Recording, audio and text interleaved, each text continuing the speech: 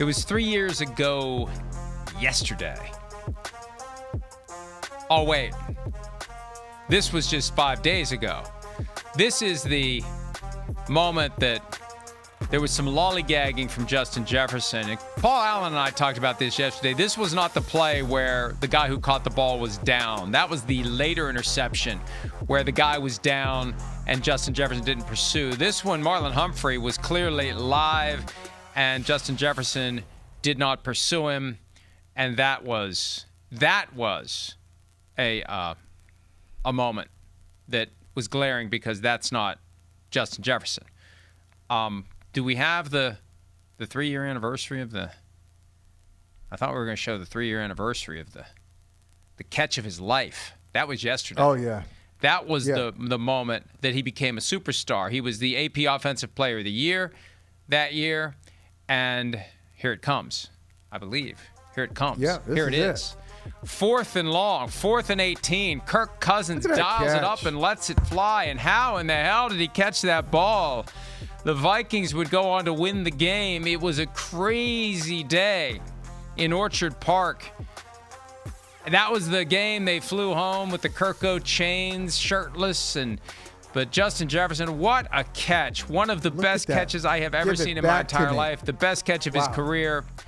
So we're showing that because he saw it yesterday, and he said on social media, I need to get back to year 3 Jets. It was his 3rd year in the NFL. This is now his 6th year in the NFL, and he's determined to get back to that. Here he is from yesterday, Michael, talking to reporters about getting back to his old self.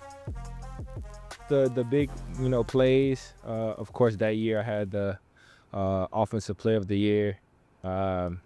Just different moments in that season. I felt like I was just on a different level. So just trying to work back into that, the feeling of being out there on Sundays and going out there and just killing it, and whoever's in front of me. So just having that mentality back and just, being back to my old self. And look, I understand what he's saying. And,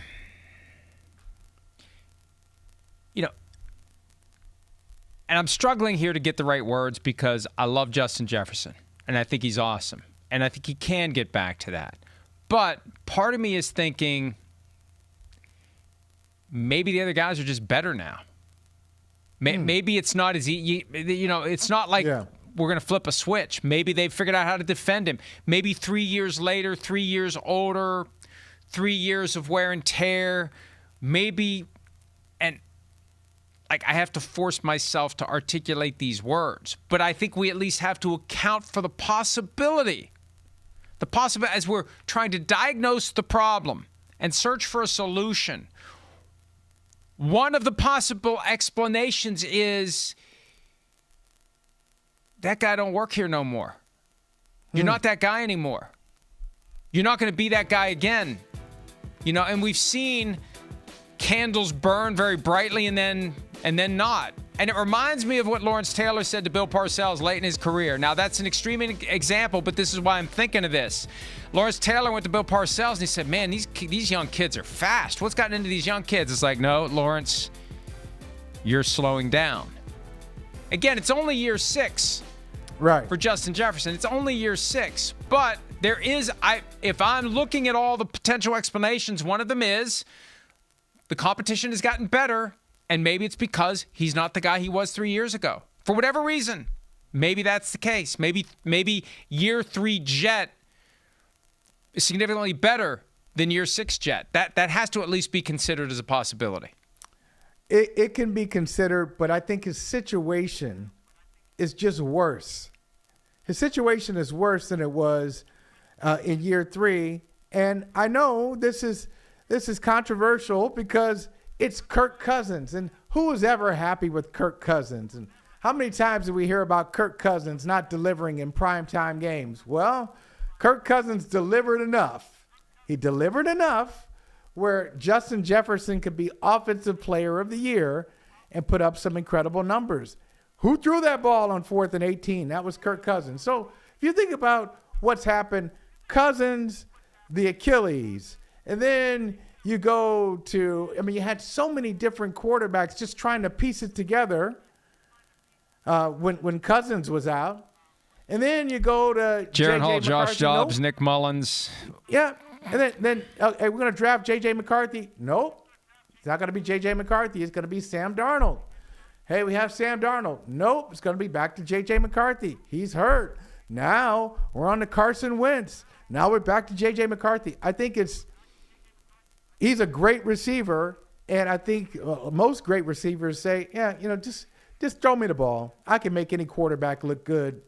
But that's a lot of change in the last 3 years, and I think that's affected him too. And he's being nice.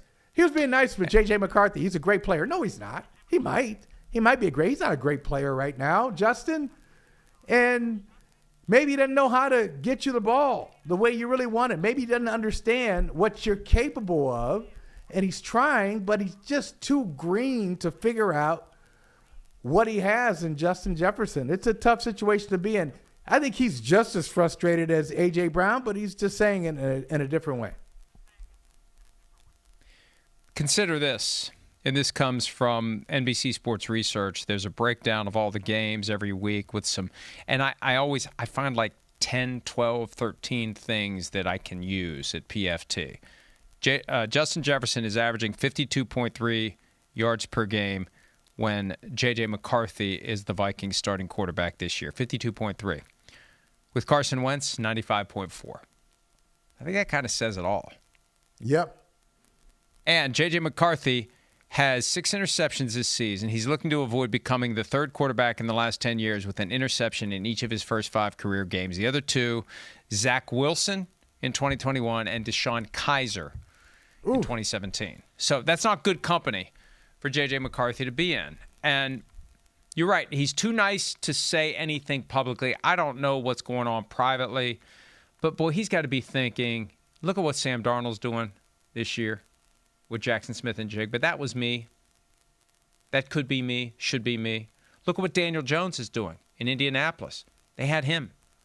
They let him go because they weren't willing to make the assurance to him. They were offering him more money than what the Colts are paying him, but they wouldn't give him the kind of assurance that he got in Indianapolis that he could win the job because they're committed to J.J. McCarthy. And I saw Jones say somewhere recently, he just figured, Kevin O'Connell's going to turn J.J. McCarthy into a superstar. I'm not going to win the job.